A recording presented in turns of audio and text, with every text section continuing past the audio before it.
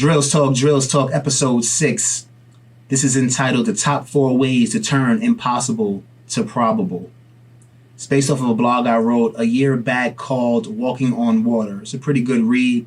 You can find the link in the description below. So let's get started. Number 1, look around. See, everything you see was once a dream. Everything you see was once impossible. That plane, impossible. Building that house, impossible. I mean, on the mountains, no way. But it happened. That train, not that speed. That's impossible. Running on electricity, impossible. Electricity in the house, indoor plumbing, all impossible. Now we have electric cars. They park themselves. They're not flying yet, but do we really need those? Probably not. It doesn't sound very safe. But everything you see was impossible. So look around. What is it that you're trying to do? Why is it impossible? Is it that the tech hasn't been created yet? Is it something that's just so far out that nobody can really see it occurring in their lifetime? If that's the case, then it's perfect, because that's what we need. That's how we get better. That's how in 20 years we go from, a big block cell phone to an entire computer in the palm of your hand, because people think like that. People in the 80s had smartphones in their head. There was no technology for it. The internet wasn't really the internet that we know it was today. We didn't need it then, but it was here. It was like, the computer at that time was an entire room. And somebody had it in their head that it's going to fit in my hand. And without them, we probably still have a big phone. It's just probably a little smaller, but it still doesn't fit in the palm of our hand. It definitely doesn't run the internet on there, have a camera on there. It's definitely, not accessing speeds that we just couldn't even imagine, because we had nobody thinking of the impossible. You should only think of the impossible, or improving what was once the impossible. The first planes, definitely not the planes we have today. Somebody improved on the once impossible. And that's how we get better also. So don't be afraid of impossible. It should be afraid of you, because you're going to take the impossible out of it. You're going to make it probable. And I'm not saying possible. I'm saying probable. Turning that 0% into 51% or better, because you believe.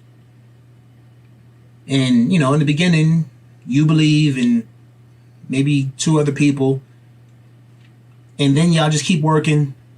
And then 5 believe. And then 10 believe. And then before you know it, you got investors. You got a lot of people who not only believe, but have some skin in the game, and they really want this to be successful. And that's when impossible just goes away. Then it goes to possible. And then y'all keep working and get more people who believe in it and more people to invest. And then it becomes probable. And that's just how you do it. Approach it just that way. You're impossible now, but you won't stay that way. So that's number 1. Number 2, utilize the naysayers. You can call them haters. I call them naysayers. Doesn't really matter. There's no difference. You need those people. They're telling you the truth. They're telling you what some people won't tell you. They're telling you that this is not going to happen. This is, impossible. But you already have in your mind that, yeah, I agree. Right now, it is impossible, but you're on the wrong side of history right now.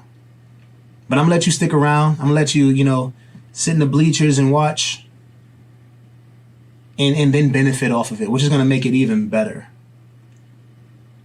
You know, like that the person in the 80s who was telling his friend, hey, man, these phones are way too expensive. The phone bills are just ridiculous. I'm going to build something that fits in the palm of your hand. And, by that time, bills would be under $50. And then they laugh in their face. And 20 years later, they're paying a $49 bill. And they're kind of chuckling at themselves for being naysayers.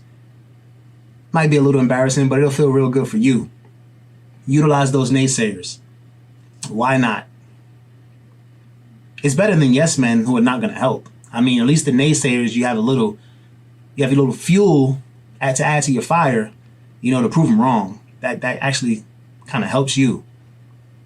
Yes men who are just saying, yeah, you can do it, and they're not offering any help, any ideas. What is that worth? That's not worth much of anything. It's not doing anything. I mean, thanks, I guess. I mean, it's not really doing nothing. But the naysayers, not only will they say no in the beginning, but they'll keep saying no as you make progress. Well, yeah, you did that. All right, the phone works. I can call somebody long distance. That's cool. But I mean, the battery doesn't last very long. Oh, the battery lasts long? Okay. Well, phone's pretty slow. Like, I know you got the internet on there, but I mean, it's like dial-up. Okay. All right. What about now? All right. Well, yeah, the phone works. I take my phone everywhere with me, and the internet's fast, but I mean, I can't really take pictures with it. We'll add that. So now you have a 4K camera in some phones. You have internet faster than the internet at your home. Of course, you can still make calls. That's what the phone's for. And where are the naysayers? Oh, well, blah, blah, blah, blah, blah. They're going to help. Along with the other people who are thinking in the future and want to make things great, the naysayers are just going to supply more and more opposition for you to destroy. See, that's why we get great. That's why we go from building shacks with wood and clay to having like masterpieces made of metal and, glass that can take a plane hitting it. See, that's where we are now.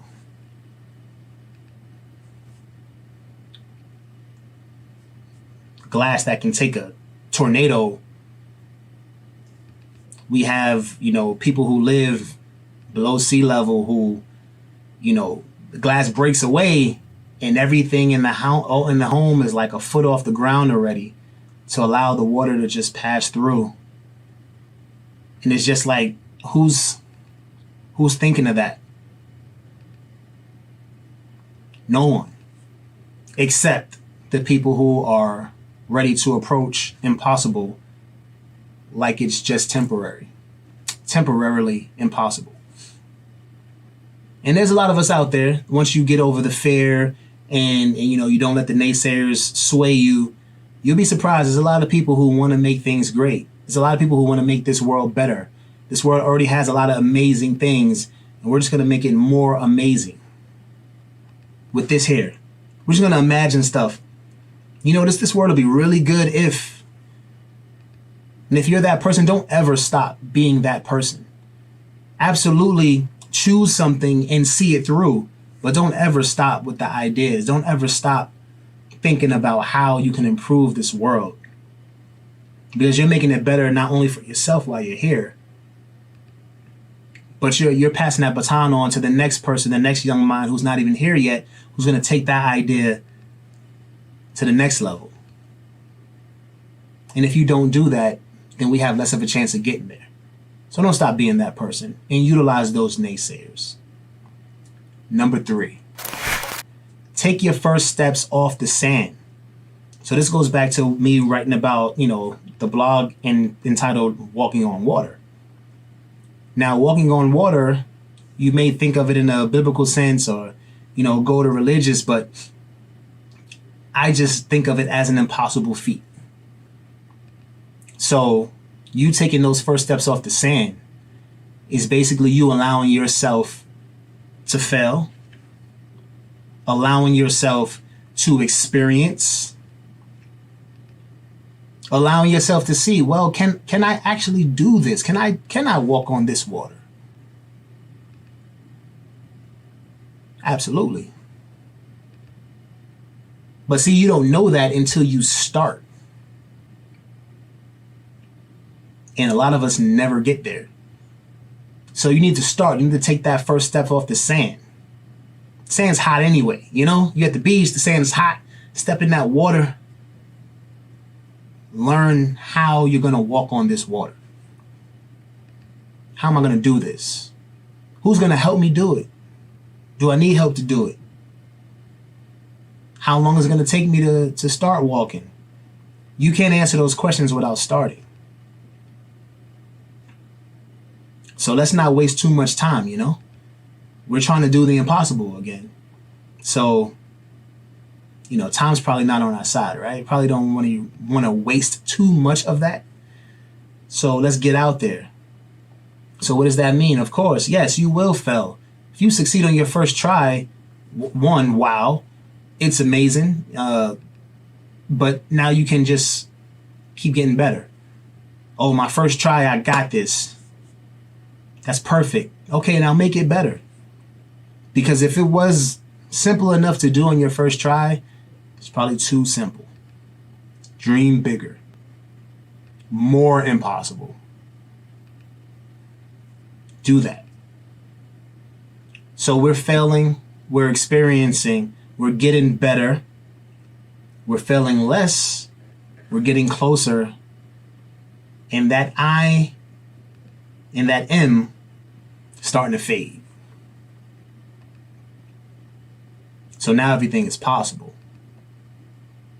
So now we're trying to take it from possible to probable. And we're getting close.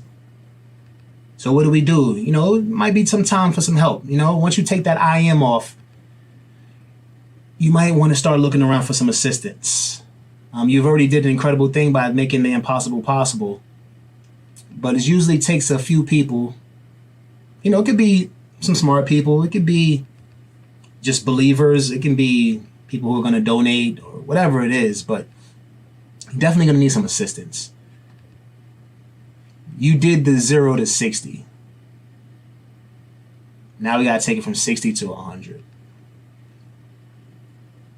Not moving to moving at a nice pace, cool. Zooming. That's what we're trying to get to.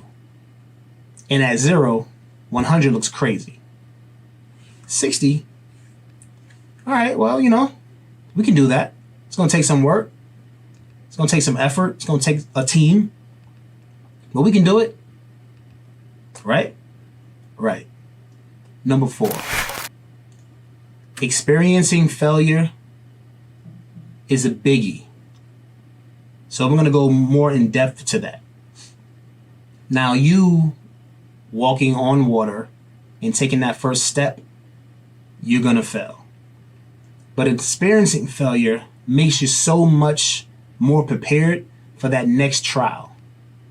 Experiencing failure allows you to maybe beat yourself up a little bit, maybe, you know, doubt yourself a little bit, not too long, but it's part of the natural process of experiencing failure and then utilizing that failure. So I attempted to walk on water, my foot went straight through. Like I'm still kind of on the sand. The sand is still just wet sand kind of, and I'm already sinking. Okay, well, keep on walking. Because why not? You'll learn through trial and error. And then with that experience, trial and error, you have a lot less errors. Now you just have trials. And then, you know, sparingly you have a couple of errors and you fix those, and now you have successful trials. So those successful trials comes from you experiencing that failure. You've experienced doubting yourself. You've experienced feeling that, you know what, this thing is impossible for a reason. You've experienced the fact that, you know, a lot of people are looking at you like, what are you doing? This is impossible. You've eaten that. You've had to digest that. And you've passed it now. Now it's like, okay, yeah, I understand, but I understand this effort that I'm going through right now a little bit more than you naysayers do. I understand what I'm trying to do a little bit more than you do. You know, right now I'm going 30 miles an hour and you're at 0 looking at that 100 and telling me it's impossible. So what I'm going to do is I'm going to either ignore you or I'm going to use you. And what I'm thinking is best is to use them and have them push you from that 30 to that 40. Help you get there. Prove yourself right, prove them wrong, help out the world. There's no loss anywhere in that deal for you and for most of the world. And even the naysayer, because most likely they're going to benefit also. So don't run away from failure. That's part of it. I know, you know, again, the whole school thing, we go to school like the first 21 years of our life and we're just programmed to say, okay, well, you have to pass or you're a failure. That's not the way life works though. So we come out in our 20s and we're confused and it's like, all I've done in my 20s was fail. I just started getting it together. And then in your 30s, you're like, okay, well, yeah, I fell a lot less, you know, still make some mistakes. But I'm learning so much from these failures. It's not like school. That's absolutely the opposite of what life is like. And we're trained to run away from failure. We're trained to pass that test the first time we take that test.